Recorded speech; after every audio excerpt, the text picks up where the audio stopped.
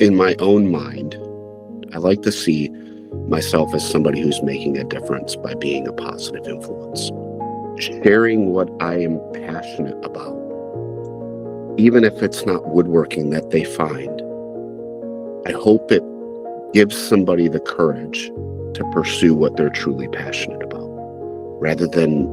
the need for survival, which has become a struggle. I think we would see a lot more beauty in the world